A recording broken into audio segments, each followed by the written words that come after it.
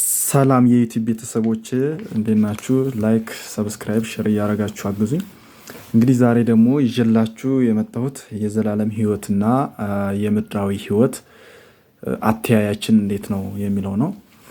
እንግዲህ በዓለም ላይ ያሉ ሁላችንም ሰው የሚባል ፍጥረታት በሙሉ ስለ ዘላለማዊ ህይወት ወይም ከሞት በኋላ ስላለው ህይወት የተለያየ አስተያየት ብንሰጠውም መላምታችን የተለያየ ቢሆንም ግን ዘላለማዊ ህይወት እንዳለ ወይም ከሞት በኋላ ህይወት እንዳለ ወይም አንድ የምንስማማበት ከኛ በላይ የሆነ አካል እንዳለ ሁላችንም የማያጠራጥር ጉዳይ ነው። እንግዲህ ዘ ሴክሬት የሚለው መጽሐፍ የሚለው ይሄኑ ነው። ዩኒቨርስ ከኛ በላይ አቅም እንዳለው ከኛ በላይ ኃይል እንዳለውና ለኛ ለምድራዊ ህይወታችንም አስፈላጊ እንደሆነ ህይወትን የሚሰጠን እንደሆነ ዩኒቨርስም ይናገራል ይላሉ ዘ ሴክሬት የሚለው መጽሐፍ። እንግዲህ ከተመቸኝ ዘ ሴክሬት የሚለው መጽሐፍ ሙሉን ክፍል ወደ 200 ፔጅ አካባቢ ነው በአራት ክፍል ከፋፍዬ ላቀርብላችሁ አስቤያለሁ። እናንተ ግን ሰብስክራይብ በደንብ አድርጉ፣ ላይክ አድርጉ ለሁሉም እንዲደርስ። አሁን ገና ዩቲዩብ ስላላደገ በኋላ ደግ ሲል በአራት ክፍል ላቀርብላችሁ አስቤያለሁ። ዛሬ ግን ለማውራት የፈለግኩት ምንድነው በዓለም ላይ ያሉ ፍጥረታት በሙሉ ዘላለማዊ ህይወት ወይም ከሞት በኋላ ህይወት እንዳለ ወይንም ደግሞ ከኛ ከሰዎች በላይ የሆነ ኃይል እንዳለ አቅም እንዳለ በዩኒቨርስም እንበለው በምንም እንበለው ሁሉም ሰው የሚስማማበት አካል እንደሆነ ብቻ ነው። ያ ዘላለማዊ ህይወትና የምድራዊ ህይወት ችግሩስ ምንድን ነው የሚለውን ዘርዘር አድርጌ አቀርብላችኋለሁ ማለት ነው። እንግዲህ ሰማያዊት ከተማ የምትገኝበት ስፍራ እንዴት አስደናቂ ነው በሚለው እንጀምራለን ማለት ነው። እንዴት ያስደንቀናል ሰማያዊ ከተማ፣ ምድራዊ ህይወትስ እንዴት ነው የምንኖረው፣ ሁለቱንስ ደግሞ እንዴት አስታርቀን መኖር እንችላለን የሚለውን ማለት ነው። የምታንጸባርቅ የዘላለም ቀን ሌሊት የማይጨልምባት ልዑልና ጻድቅ የሆነው እግዚአብሔር ዘወትር የሚያበራባት ምንጊዜም ፍርሃት የሌላባት አኗኗራም በተቃራኒ ስራ ከቶ የማይለወጥና የተረጋጋች ቀን እንዴት ድንቅ ናት! አቤት ያች ቀን ምነው በደረሰች! የዚህ ዓለም ሰቀቀን የሞላበት ኑሮ ምነው ቶሎ መጨረሻውን ባገኘ! እግዚአብሔር በዘላለማዊ ብርሃኑ እየተገለጸ ለቅዱሳን በግልጽ ያበራላቸዋል። በዚህ አላፊ ዓለም ላይ ላሉት ስደተኞች ግን በሩቅና በምሳሌ ያበራላቸዋል። እንግዲህ በሰማያዊት በአካል እንደሚገኝ ነው የሚያስረዳን ማለት ነው። በዚህኛው ግን በሩቅ እንደሆነ ያው እግዚአብሔር አለ። እግዚአብሔርን እንዴት የምናገኝበት መንገድ ሩቅ እንደሆነና በምሳሌ እንደሆነ አገራቸው ሰማይ የሆነ ሰዎች የዘላለማዊ የብርሃን ዘመን ደስታን ያውቃሉ። ስደተኞች የሔዋን ልጆች ግን ይህን የስደት ዘመናቸው ምን ያህል መራራና አሰልቺ መሆኑን ስለሚያውቁ እያለቀሱ ይኖራሉ። ምክንያቱም በዚህ ምድር ላይ የምንኖርበት ህይወት ዘመናችን አጭር፣ ክፉ ከመሆኑም በላይ ስቃይና ሀዘን የሞላበት ነው። ሰውን በምድራዊ የህይወት ዘመኑ ብቻ ኃጢአቶች ያረክሱታል፣ ብዙ የስጋ ምኞቶች ያጠቁታል፣ ብዙ አስፈሪ ነገሮች ያስደነግጡታል፣ ብዙ ሀዘኖች እንቅልፍ ይከለክሉታል፣ ብዙ የኑሮ ሀሳቦች ያስጨንቁታል፣ ብዙ የማይጠቅሙ ነገሮች ይከቡታል፣ ከንቱ ነገሮችና ፈተናዎች ያሰቃዩታል፣ ብዙ ስህተቶች ያሰናክሉታል፣ ብዙ ድካሞች ያሰለቹታል፣ ብዙ ተድላዎች መንፈሱን ያቀዘቅዙታል፣ ብዙ ድህነቶች ያጠቁታል። ይህ ሁሉ ስቃይ መጨረሻው መቼ ይሆን? ከሚያሳዝነው ባርነትና ክፉ ልማድ መቼ ነፃ እወጣለሁ እንላለን ማለት ነው ብዙዎቻችን።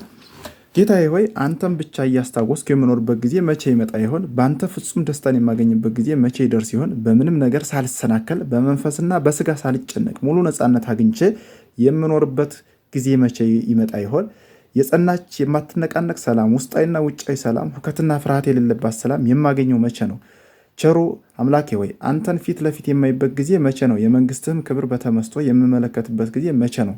በሁለንተና በሁሉ ነገር ውስጤ የኔ የምትሆንበት ጊዜ መቼ ነው?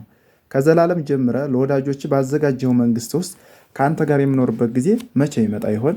እኔ የተጣለው ድሃ ሰው ነኝ። በዚህ በጠላት ምድርና በየቀኑ ጦርነት በማይቋረጥባት አገር ላይ በብዙ መከራ እየተሳደድኩ እኖራለሁ።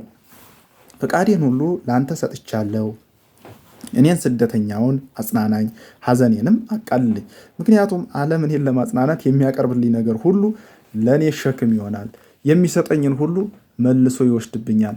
በማንካ ይሰጠኝና በአካፋ ይቀበለኛል። ዛሬ የምንሮጥለት የምንንጫጫለት ዓለም መልሳኛኑ በሁከት በጦርነት በሞት በረሃብና በርዛት ይቀጣናል። እኔ በውስጤ ፈጽሞ በአንተ ደስ እያለኝ ለመኖር እፈልጋለሁ። ነገር ግን ይህን ማግኘት አልችልም። ከሰማያውያን ነገሮች ጋር ለመዋሃድ በጣም እፈልጋለሁ። ነገር ግን ምድራዊ ሀብትና ከልካይ የሌለው የስጋ ምኞት ያስጨንቁኛል።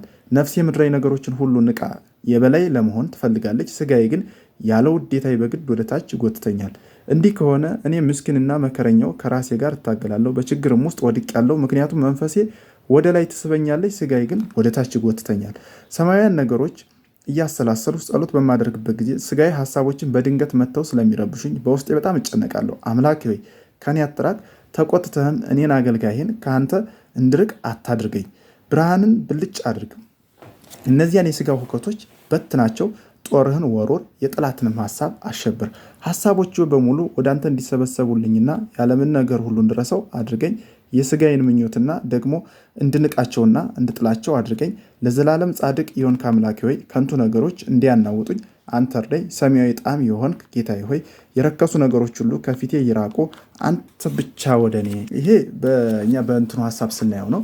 እንደገና ስለ ዩኒቨርስ ደግሞ የሚያስረዳን ነገር አለ። እንግዲህ እንደነገርኳችሁ ነው። ዩኒቨርስንም ጠይቁት ሁሉን ነገር ይሰጣችኋል ነው። እንግዲህ ዩኒቨርስ ይሄ ዘ ሴክሬት ኦፍ ሪቬልድ፣ ዘ ሴክሬት ሜድ ሲምፕል፣ ሃው ቱ ዩዝ ዘ ሴክሬት፣ ፓወር ፎር ፕሮሰስ፣ ዘ ሴክሬት ቱ መኒ፣ ዘ ሴክሬት ቱ ሪሌሽንሽፕ፣ ዘ ሴክሬት ቱ ሄልዝ፣ ዘ ሴክሬት ቱ ወርልድ፣ ዘ ሴክሬት ቱ ዩ እና ዘ ሴክሬት ቱ ላይፍ፣ ዘ ሴክሬት ቱ ዘ ወርልድ የሚሉ ነገሮች አሉ እዚህ ሴክሬት መጽሐፍ ላይ።